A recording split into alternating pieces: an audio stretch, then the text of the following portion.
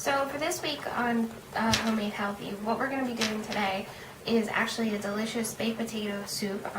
Actually, it's a loaded baked potato soup. There's bacon.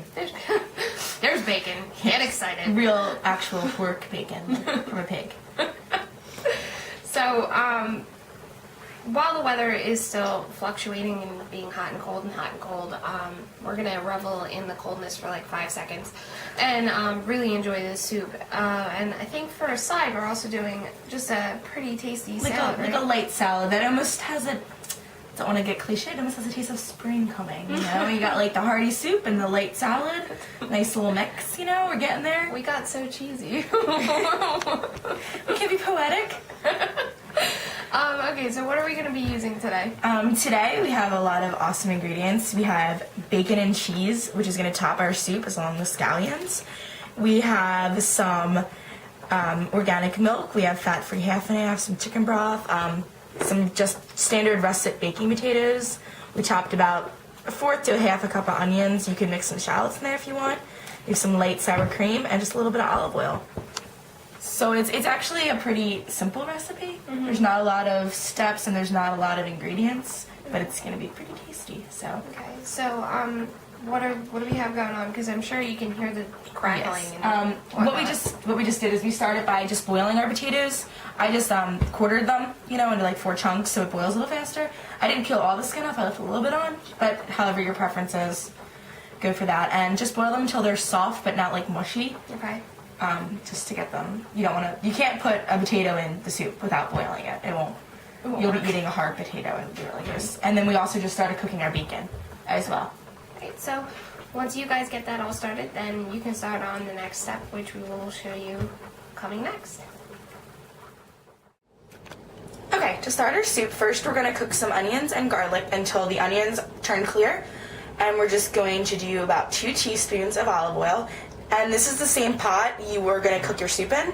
This way it's just an all-in-one type dealio that, you know, you're not doing tons and tons of dishes. So, put your olive oil in, get your pan hot, heat that olive oil up for, you know, a few seconds or so. And then you're just going to add in about 1/4 to 1/2 cup of onions. You could do 1/4 cup scallions and 1/4 cup, shallots and 1/4 cup onions, whatever you like. And you're going to add in garlic, I would say about 1/2 tablespoon or so, but really that's depending on your taste and how much you like garlic. So, put a little extra in. And then you're just going to give that a stir. Hear it sizzling. Cook that over medium-high heat for about, I don't know, maybe like 10 minutes until the onions are clear and tender. Okay, so after the onions got nice and soft, we added in 1.5 cups of 1% milk. I like to use organic milk because it's a little bit creamier than regular 1% milk. And then I did 1/2 cup of fat-free half and half. So now what we're going to do is, and I just let that simmer for like a minute. So now what we're going to do is we're going to add in these roughly chopped, they're about cubed potatoes that we had boiled. So we're just going to, you want to be gentle because they're kind of going to plop a little, you know, when you put them in. So kind of just use your knife. And you can see that some of the skin's still on them. I like it like that. It's totally up to you how you want to peel your potato. So we're just going to gently stir that. And you're going to want to let this simmer for 5-10 minutes because even though the potatoes are fairly soft, you want them to get a little bit softer and kind of absorb the flavors of the onions and the milk and all that good stuff. And what we're going to do is we're going to let that simmer for a little bit and then we're going to test it and see if it's the right thickness, and if we need to make it, if it gets too thick or there's not enough volume, we're going to add some chicken broth. Just light and fat-free, add that to taste. But I'll let you know. So we're just going to let this simmer for about 5 to 10 minutes now. So while we were cooking our potato soup, we noticed, because I hadn't done a test run of this recipe to be honest with you, that it needed a little bit more thickness and a little bit more creaminess.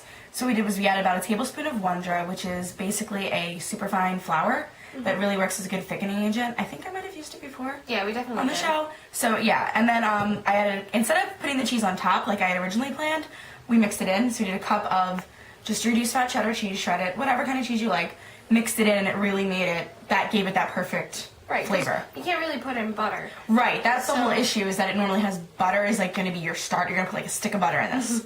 But we're not putting a stick of butter in, so that Ain't was gonna lose 6 pounds when a stick of butter in anything. So that was the compromise of adding a little bit extra cheese, and instead of topping it with the cheese, just mix it in. Okay. And it gives it a great color, and it gives it a great flavor. Okay. So, what are we pairing it with? We're pairing it with a just a field grain salad with some sliced pears and craisins. Okay. And we can't use a lot of the craisins, right? Cause Yeah, you have to watch dried fruit. It has a lot of calories in it, even though it looks like fruit. Okay. And then also for the soup, we did top it with a little bit of light sour cream, some crumbled bacon, and some green onions. Okay. And then the final topping for the salad is going to be this fat-free raspberry vinaigrette or any sort of like fat-free dressing of your choice. Okay.